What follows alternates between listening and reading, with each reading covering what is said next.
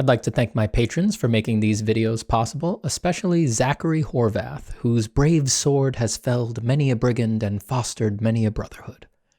I thought I'd cover a few things I've learned recently from being a teacher. I've been teaching art in a one-on-one capacity as well as in a college setting. It has taught me an amazing amount. By reflecting on the things I see in my students, I realize I went through the same things. Sometimes I'm realizing that for the first time. And I'm also realizing that some of those things I left unresolved, and it's helping me adjust a lot of my thoughts and behaviors in my own practice to really think through what's happening with my students. So yes, I'm learning a lot about myself personally, but I'll spare you that for this video as they really only pertain to me. And instead, I'd like to talk about common issues I've noticed in art students. Let me start with what I don't think is actually a super common problem: motivation, not in the traditional sense. I think the majority of students are actually quite motivated. Generally, they want to know that they're going to have a good life. They want to know that their decisions about their life are going to pan out and are going to work for them. They just experience blockages and worries that prevent them from acting on that motivation. And I think that's an important distinction. I have rarely encountered a student who struck me as lazy or lacking in willpower.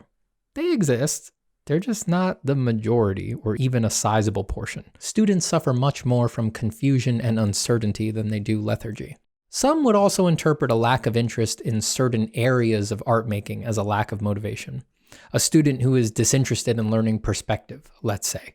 Yes, for someone who values perspective and thinks it's important for making the kind of art they like, someone else being unwilling to work through technical perspective might seem like a lack of motivation. But that's actually just a prejudice. Their lack of desire to interface with that is more indicative of a lack of interest in that area than a lack of motivation. If they can get their hackles up for something like color or abstract line work, I think that's enough proof that they don't lack motivation, they just have different goals. Nothing wrong with that, as far as I can tell. So that leads me to the number one problem I see with students. They don't trust themselves enough. They don't trust themselves to pick their own path.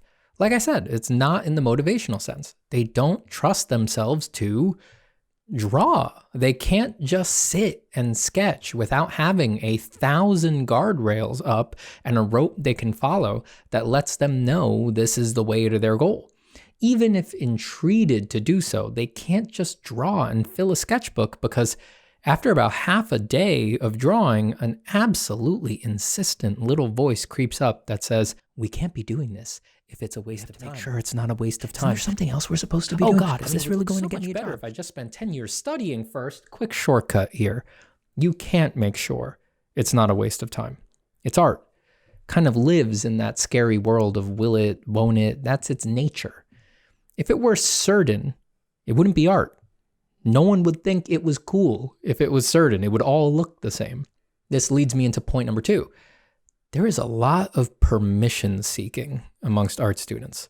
Students get trapped in a net of rules that someone carelessly spun for them. I don't know who's doing this, but my God, they need to stop. And then even though they have an inkling that these rules don't quite fit them, they need to hear it from another artist, someone in an authority position of some sort, that it's okay to bend the rules or disregard them. And this isn't even for big meta stuff. It happens with absolutely banal craft things, just nitty-gritty processes for making pictures all the time. I think to a certain extent, it's the responsibility of teachers to offer disclaimers often that none of the rules fit all artists. You're probably closing yourself off if they're all fitting you like a glove. Look inward and see how this manifests in you. Most artists have, subtly, a couple things they're just waiting to see someone else do or say is all right so that they can leap up and start doing it too. Find out what those are for you and then just start doing them.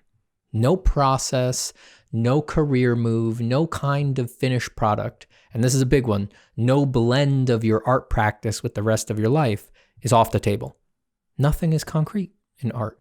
Don't let other people, artists or not, tell you what to think, how you should be doing it, what the turns of your path are. Decide for yourself. That's all that's actually possible. No one can do the work for you. No matter what the influences or conditions, you're the one touching the pencil to the paper. You're choosing to act in that moment. So make that decision yours and truly yours as best you can. Consider all permissions granted, all freedoms bestowed, all joyful play available. That was always the case. The permission isn't real. Third point, students get a very one-track mind for what they want to achieve. They want to be a freelance illustrator, they want to be staff at a game studio or what have you. But the truth is that the paths to any of these positions is hysterically vague. I watched a video the other day where the actual concept art staff of a concept design studio and their boss tried to explain how to get into concept art for 10 minutes, and even they couldn't put it into words. No one can hand this stuff to you because being an artist isn't a checklist. It has resisted that for all of human history, and it will continue to resist it. You need to be open. You will develop skills you weren't expecting in idiosyncratic ways that you won't share with your peers. This means that each individual artist will be equipped for different opportunities and fit into niches many don't know about and some can't imagine. I know this can sound dispiriting when you're trying to get on your feet because you're just looking for some signposts in all of this wilderness, but it's actually a very exciting thing. It means for most artists who are willing to work hard, their path promises true surprises and wild things that haven't happened to anyone they know. That's awesome. So lean into this. Seek the surprises you and only you have in store. Look at the weird idea looming in the peripheral of your inspirations, and instead of thinking, that's not a thing, can't do that, think, maybe that's it. Maybe that's exactly what's going to be my breakthrough. For most artists, these pivotal pieces, career moves, life changes, they are always surprises.